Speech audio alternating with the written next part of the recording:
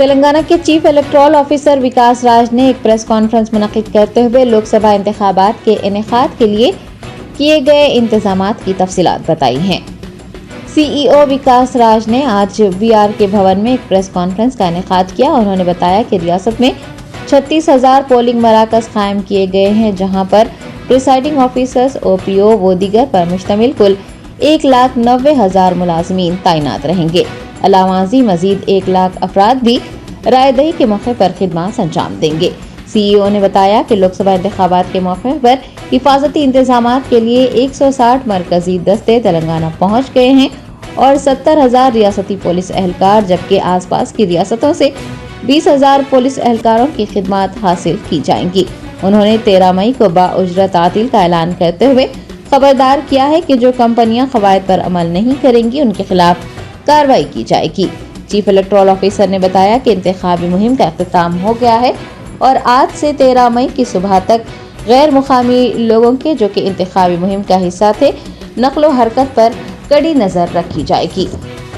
Police अफसरान इसलाह, नकद रकम और शराब की मुंतकली को रोकने के लिए तलाशी मुहिम में शिद्दत लाएंगे। उन्होंने उम्मीद जताई है कि तेलंगाना में चूंकि मौसम खुशगवार हुआ है और बारिश की भी पेश क़यासी की गई है, लोग 13 मई को अपने घरों से निकलेंगे और पुरअमन माहौल में अपने वोट के हक का इस्तेमाल करेंगे।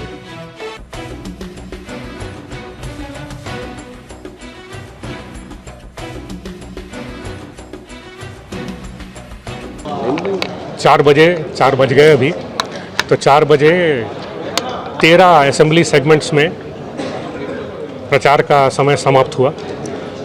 बाकी के 116 में 6 बजे समाप्त हो जाएगा। इसके साथ ही इलेक्शन कैंपेन पब्लिक मीटिंग्स के द्वारा, माइक्स के द्वारा अब नहीं कर सकते हैं। वैसे ही दूसरी तरीके की रेस्ट्रिक्शंस भी अब फोर्स में आ गई हैं, जैसे कि कॉन्स्टिट्यूंसी में बाहर के लोग जो कि प्रचार प्रसार करने के लिए आए हुए थे, वो लोग अब नहीं रह सकते हैं, उनको कॉन्स्टिट्यूंसी छोड़ के जाने के लिए कहा गया है। तो हमारे जो पुलिस ऑफिसर्स हैं, जो हमारे फ्लाइंग स्क्वाड्स हैं, वो उन सब लोगों को इस तरह की जगहों पे, जो कि मैरिज हॉल्स हो सकता है, लॉजेस हो सकता है, तो इन सब होटल्स, इन सब जगहों पे चेक करके जो भी लोग हैं वो बाहर के ना हों, ऐसा इंश्योर करने के लिए कहा गया है। तो आज से परसों सुबह 7 बजे तक जबकि पोलिंग स्टार्ट होगा, ये इस पे हमारी नज़र रहेगी और गाँव में, वीकर सेक्शन एरियाज़ में और जनरली बाकी जगह में भी ट्रांसपोर्टेशन किसी भी तरीके के कैश का या फिर शराब का, इस तरह की चीज़ें जो कि प्रलोभन के लिए यूज़ की जाती हैं, उनका ना ट्रांसपोर्टेशन, ना ही कहीं स्टोरेज की कोई संभावना रहे, इसके लिए चेकिंग भी डिटेल तौर पे चलता रहेगा। स्टेट के बॉर्डर एरियाज़ जो हैं, जहाँ पर कि ऑलरेडी हमारे टीम्स हैं, जब हमारी टीम्स हैं वो टीम्स देखेंगी, कंटिन्यू कर रही हैं और ज़्यादा अलर्टनेस पे हैं, सो दैट बाहर से किसी भी इस तरह की चीज़ें ना लाई जा सकें। आर्म्स हो सकता है या फिर कैश हो सकता है, इस तरह की चीज़ें कोई भी जो कि एक फ्री, फेयर और पीसफुल इलेक्शंस को कंडक्ट करने में बाधा बन सकती हैं, उन तरह की चीज़ों को रोकने के लिए ये किया गया है। तो कल सुबह डिस्ट्रीब्यूशन सेंटर में सारे पोलिंग पर्सनल, हमारे पोलिंग ऑफिसर्स, प्रिजाइडिंग ऑफिसर, सभी लोग को बुलाकर उनको ब्रीफ करके स्टैट्यूटरी, नॉन स्टैट्यूटरी मटेरियल दिया जाएगा और पुलिस प्रोटेक्शन के साथ, ईवीएम्स के साथ उनको उनके पोलिंग स्टेशन की तरफ भेज दिया जाएगा। इस तरह की जितनी भी गाड़ियां हैं जिनमें कि ईवीएम्स को ट्रांसपोर्ट किया जाएगा, अभी कल और कल रात में पोलिंग, परसों रात में पोलिंग होने के बाद जब वो वापस आएंगे, या फिर और भी कहीं ट्रांसपोर्टेशन जहां पर 160 केंद्रीय कंपनीज, फोर्सेस हमारे पास आ गई हैं। करीब 72,000 हमारे अपने स्टेट के फोर्सेस हैं और करीब 20,000 फोर्सेस हमें आसपास के स्टेट से हम लोगों ने बायलैटरल बात करके मंगाई हैं।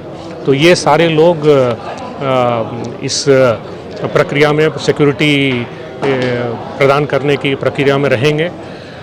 जहाँ तक हमारे पोलिंग पर्सनल की बात है तो करीब 36,000 पोलिंग स्टेशन हैं और हर पोलिंग स्टेशन में presiding officer, assistant presiding officer, OPO सब लोग रहेंगे।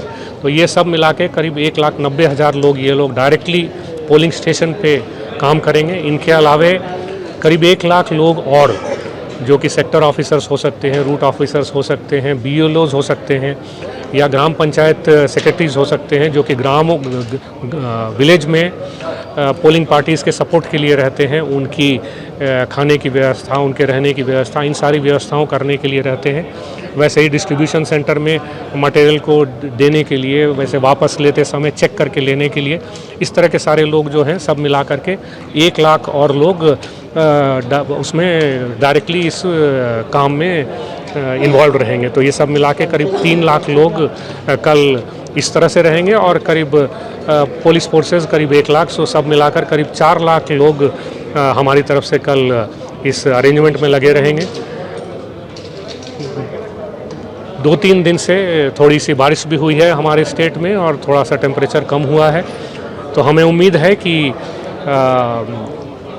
आजकल थोड़ी सी बारिश हो तो हो भी, लेकिन मंडे को 13th जिस दिन हमारा एक्चुअल 13 तारीख को जब हमारी पोलिंग है, उस दिन इस तरह की कोई बाधा नहीं होगी और इस अच्छे माहौल में एक पीसफुल माहौल और एक अच्छा बाहर का माहौल भी इसमें सब लोग, सारे वोटर्स निर्भयता से आकर अपना अपना वोट डाल सकेंगे, अपनी फैमिलीज़, अपने फ्रेंड्स के साथ आकर वोट डाल सकेंगे। ये हमारी आकांक्षा है। Thank you.